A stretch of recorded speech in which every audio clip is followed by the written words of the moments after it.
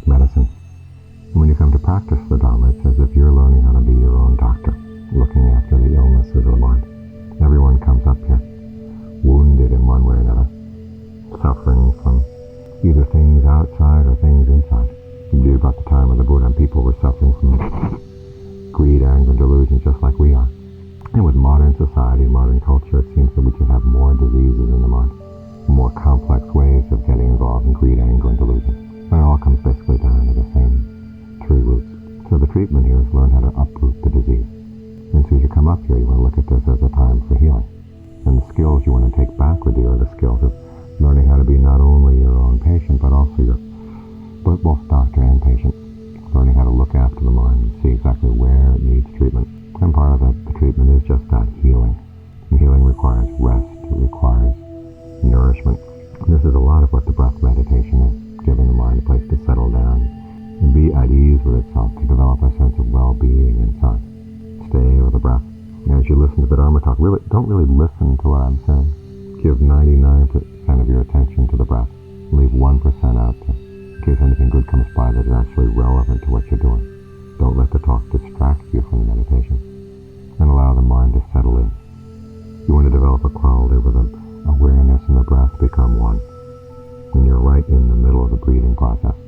Not like you're in one part of the body outside of the breath watching another part of the body breathing. You're in the breathing in, you're in the breathing out. And allow those two things to stay together, the actual sensation of breathing. You'll also have to think about the breathing in order to keep the mind from wandering off. If the sensation of the breath isn't enough to keep you with it, then you can use the meditation word along with the breath. Use the word Butto, which means awake. Think Bud in, To out, Butto, Butto. Or any word that helps keep you with the breathing. And if you want, you can think about the meditation word filling the whole body. The whole body goes Bud, the whole body goes To. So there's no corner where anything else, any other thought can come in. And you begin to realize that the breath is filling the whole body as well. The whole body gets involved in the breathing process if you allow it to. Every nerve gets involved with this energy flow. And so think of them all working together.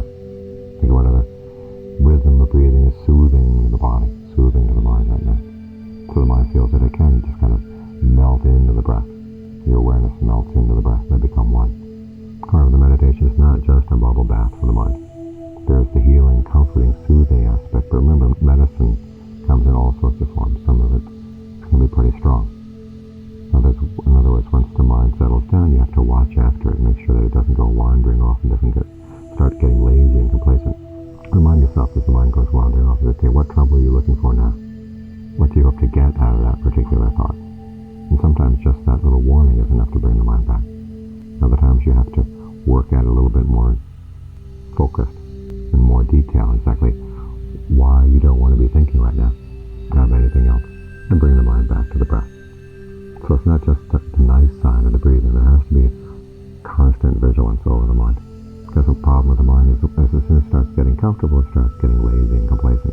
And that's not the treatment at all. That's not the medicine that the Dharma provides. Once your sense of awareness settles in and gets comfortable, you have to be very watchful to make sure it just doesn't slide off someplace else and start creating trouble for yourself. And so as the doctor for your mind, you want to combine these two qualities. On the one hand, there is a sense of ease that comes with the breathing. But you have to maintain mindfulness. You have to maintain alertness. Keep focused on the breath. Remember, the sense of ease and comfort is a product of your focus on the breath. If you lose your focus and you start focusing on the wrong thing, then once the cause is gone, then the result is going to have to start fading away as well. Then you're left with nothing. It's like building up a scaffolding and then seeing a cloud right next to the scaffold. It looks nice and comfortable, so you go and jump on the cloud, where you go right through. So remind yourself, whatever sense of well-being there is work to be done. After all, this is medicine. It's not always pleasant. It's not total relaxation. There's got to be a certain amount of vigilance to keep the mind with the breath and not let it blur out. One way of doing this is once you've got a sense of ease with the breath, start thinking about the breathing process in different parts of the body. Just go through the body, one part, one by one by one. Noticing how the breath feels at this particular part. You might want to start at the navel when you do this. And then work up the front of the body, work down the back of the body, out the legs. Then start again at the back of the neck, go down the shoulders and out the arms. Just take the body section by section and notice how that section of the body feels as you breathe in, how it feels as you breathe out. If there's any sense of tension or tightness, just let it dissolve. so that you breathe in without building up any tension there, and you breathe out without holding on to any tension that may already be there. Just let it flow out. And then you move on to the next section and the next.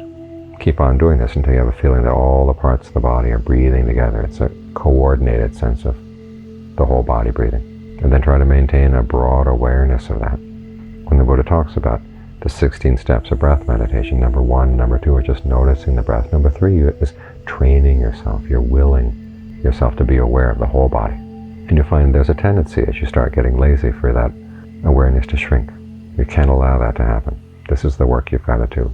Stay with the whole body, the whole body, the whole body as you breathe in, whole body as you breathe out. And then work to maintain that. In the beginning, you'll find that the work you do is maybe seem to be too much. Well, it's probably because you're not doing it very efficiently. Just notice, okay, what needs to be done, what doesn't need to be done in order to maintain that whole body awareness. Until you find that you can maintain it. You find there may be slips, and you're working with trial and error here. You're working on a skill. Try to think back to whatever manual skills you've ever developed. Carpentry, sports, cooking skills, whatever. And the type of attitude you had to have.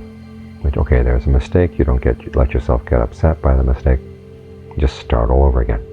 When things turn out well, okay, don't let yourself be complacent. Try to think about, well, what other ways can we improve it to make it even better? But there's a certain balance, there's a certain stability and maturity that you have to bring to any skill. That's the kind of attitude you want to bring to the meditation. If you let yourself get too easily discouraged by bad sessions in the meditation, or start getting complacent and cocksure about yourself with good sessions, okay, you're setting yourself up for a fall. And no skill is going to come from that. You just want to keep at it, keep at it, keep at it. Whatever mistakes there are, you learn from them. Whatever times go well, you try to learn from those as well too. If you come out of a good meditation session, don't leave it immediately. Just reflect on, well, what went right this time? What did I do this time?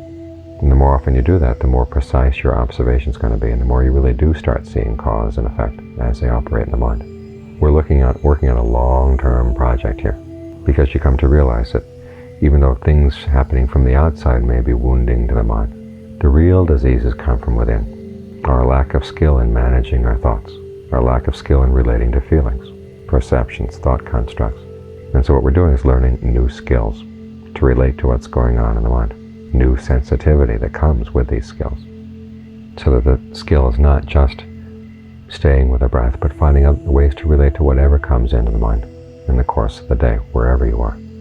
And the sensitivity you build up while you're working on the meditation should be applied to what else is going on all around you. It's like someone who takes a beginning art class. You come out of the art class and you begin to notice colors and arrangements, not just on paintings, but all around you.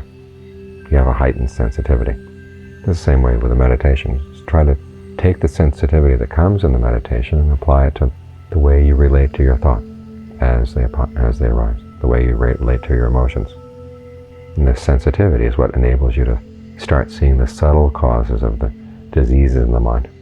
And you realize that if the mind doesn't wound itself, it doesn't leave an opening for anything outside to come in and wound it.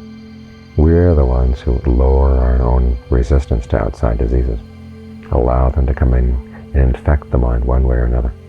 If it weren't for these internal tendencies, there wouldn't be any problem living in the world. The mind would be totally resilient. Not insensitive, it was just it wouldn't pick up diseases from outside. But the reason it does pick up those diseases, it leaves an opening from inside, the way it mistreats itself.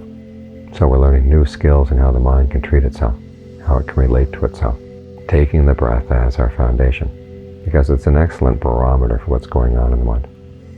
So try to get as familiar as you can be with this basic medicine. Once you've got the basic medicine down, okay, then you learn what other ingredients you need to add for specific ailments as they come, what you need to do in the case of anger, what you should do in the case of greed, what you should do in case of fear and worry or whatever. But the basic treatment is just this: learn to be with the breath, allow the breath to be comfortable, and then let that comfortable breath spread throughout the whole body. This is the basic skill on which all the other skills get based. This is the foundation. So you want to make sure the foundation is solid. Even when you move on to more advanced stages of the meditation, you always want to keep coming back to the breath, because it forms the center for this whole course of treatment that we're working on.